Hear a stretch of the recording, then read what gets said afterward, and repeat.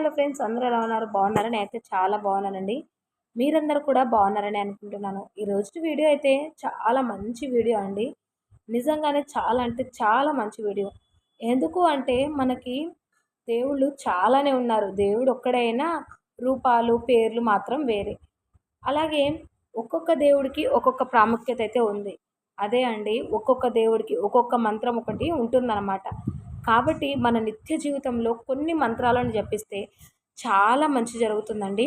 ఆ మంత్రాలు ఏమిటో చూద్దామండి. ఎక్కడ స్కిప్ అయితే చేయొద్దండి. స్కిప్ చేశారు అంటే చాలా మిస్ అవుతారనమాట. అన్ని రకాల కష్టాలను పోగొట్టేందుకు ఆ మహాగణపతి మంత్రం ఇప్పుడైతే తెలుసుకుందామండి. కాబట్టి ఆ మంత్రం అయితే ఓం గం గణపతియే నమః అనే మంత్రాన్ని స్మరించుకోవడం వల్ల మనకున్న సమస్యలన్నీ కూడా తొలగిపోయి ఎల్లప్పుడూ మీకు రక్షగా ఉంటానని స్వయంగా ఆ మహాగణపతే చెప్పాడనమాట. అలాగే గోవింద అని స్మరిస్తే సకల పాపాల నుంచి విముక్తి కలుగుతుందని, అచ్యుత అని స్మరిస్తే మనం తీసుకున్న ఆహారమే ఔషధంగా పనిచేసి ఎటువంటి అనారోగ్య సమస్యలు రాకుండా ఉంటాయండి. కేశవ అని స్మరిస్తే నేత్ర వ్యాధులు అంటే కంటికి సంబంధించిన ఏవైనా అనారోగ్యం ఉన్నట్లయితే మటుమాయం అయిపోతాయి అన్నమాట. కృష్ణ కృష్ణ అని స్మరిస్తే మీకున్న కష్టాలన్నీ వెంటనే తొలగిపోతాయండి. నరసింహ అని స్మరిస్తే సకల భయాల నుంచి విముక్తి అయితే కలుగుతుంది. సర్వేశ్వర అని స్మరిస్తే మీరు చేపట్టిన కార్యం సత్వరమే జరుగుతుంది, అంటే వెంటనే జరుగుతుందండి. విజయం కలుగుతుంది. నారాయణ అని స్మరిస్తే సకల సర్వగ్రహాల దోషాలు కూడా పోతాయి. మనము నిత్య జీవితంలో చాలానే అన్ని బాధలతో బాధపడుతూ ఉంటామండి. చాలా ఉంటాయి. ఇంకా ఇలాంటివి ఎన్నో అండి. ఇలాంటి నామాలన్నీ స్మరిస్తే మనకు ఉన్న కష్టాలన్నీ కూడా తొలగిపోతాయి. అదేవిధంగా శ్రీరామ అనే నామంలో రాముడు ఒక్కడే పలుకుతారు అనుకోవడం పొరపాటు. శ్రీరామ అనే నామం స్మరిస్తే 6 దేవతలు పలుకుతారంటండి.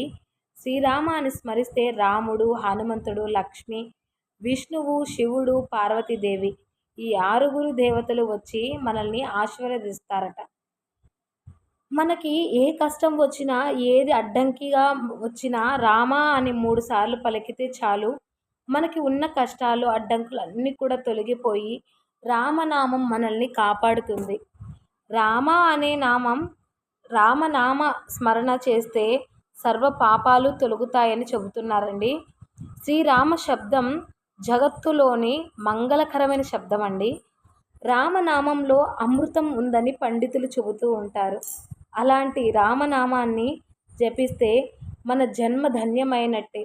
శ్రీరామ శరణం మమః అంటాం కదా, అనే మంత్రాన్ని జపిస్తే మనకున్న అనారోగ్య సమస్యలన్నీ కూడా తొలగిపోయి జ్యోతిష్య శాస్త్రం ప్రకారం సోమవారం రోజున శివుడిని ఉత్తరాభిముఖంగా పూజిస్తే శుభప్రదంగా భావిస్తారు. కాబట్టి ప్రతి సోమవారం ఉత్తరాభిముఖంగా కూర్చొని 21 సార్లు ఓం నమః శివాయ అనే మంత్రాన్ని, శివమంత్రాన్ని క్రమం తప్పకుండా జపిస్తే శివుడు ప్రసన్నం అవుతాడని నమ్ముతారు చాలామంది కూడా. ప్రతిరోజు కూడా ఓం నమః శివాయ అనే మంత్రాన్ని పఠించడం ద్వారా శివయ్య అనుగ్రహం అయితే మనందరం కూడా పొందవచ్చండి. ఇలా ఇంకా ఎన్నో ఉన్నాయండి. ఇంకా చాలా చాలా ఉన్నాయి. ఎన్నో ఉంటాయండి. ఈ 5 అక్షరాలు ఏవైతే ఉంటాయో ఈ 5 అక్షరాల మంత్రం చాలా శక్తివంతమైనదండి. నిద్రపోయే ముందు ఓం నమః శివాయ అని 11 సార్లు జపించి ఎవరితో మాట్లాడకుండా నిద్రపోవాలి. చాలా కూడా వీడియోస్లో చూస్తూ ఉంటారు మీరందరూ కూడా. శివయ్య జపం చేస్తూ నిద్రపోయించినట్లయితే మంచి జరుగుతుందని. అలాగే తెల్లవారే మెలకువ వస్తుండగానే హరి హరి అంటూ 11 సార్లు జపిస్తూ అరచేతులను చూసుకోవాలి. ఇలా చేయడం వల్ల జీవితంలో అదృష్టం మన వెంటే ఉంటుందండి. ప్రతి శుక్రవారం ఇంట్లో పూజ చేసి శ్రీ మహాలక్ష్మియే స్వాహ అని స్మరించడం వల్ల లక్ష్మీ కటాక్షం కలిగి సంపన్నులవుతారు. వేదాల్లో, భగవద్గీతలో ఇలా ఎక్కడ చూసినా ఓం అని కనిపిస్తుంది.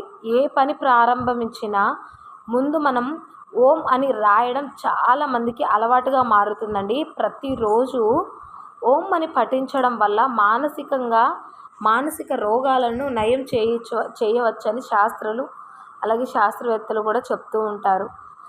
అలాగే గాయత్రి మంత్రాన్ని జపిస్తే జ్ఞానం వస్తుంది. మానసికంగా శారీరకంగా శక్తి కూడా లభిస్తుందండి. తెలివితేటలు కూడా కలుగుతాయి. ఎవరైతే గాయత్రి మంత్రాన్ని జపిస్తారో వారికి కొన్ని వేల అశ్వమేధ యాగాలు చేసినంత పుణ్యఫలాన్ని పొందుతారని పండితులు కూడా చెప్తున్నారు. విద్యార్థులు క్రమం తప్పకుండా గాయత్రి మంత్రం పఠించడం వల్ల మార్కులు బాగా సాధించవచ్చు. తులసి మొక్కలో విష్ణుదేవుడు మరియు లక్ష్మీదేవి నివసిస్తారని నమ్మకం మనందరికీ కూడా. మన ఇళ్ళల్లో కూడా చాలామంది కూడా తులసి మొక్కని పూజించుకుంటూ ఉంటారు. ఇంట్లో ధనదాయం పెరగాలి అనుకునేవారు తులసి కోట చుట్టూ 3 ప్రదక్షిణలు చేసి ఒక శక్తివంతమైన మంత్రాన్ని జపిస్తే మన ఇంటిపై లక్ష్మీ కటాక్షం ఎప్పటికీ సిద్ధిస్తుందండి.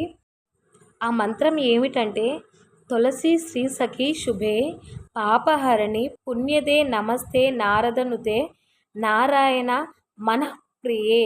లక్ష్మీదేవి అనుగ్రహం పొందాలంటే ఇంట్లో ఖచ్చితంగా తులసి మొక్క ఉండాలి.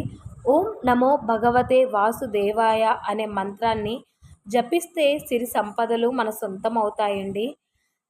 శ్రీరామచంద్ర నమః అనే మంత్రాన్ని రోజు జపిస్తే మీకు ఉన్న ఆర్థిక సమస్యలన్నీ తొలగిపోయి సుఖశాంతులతో జపిస్తారు.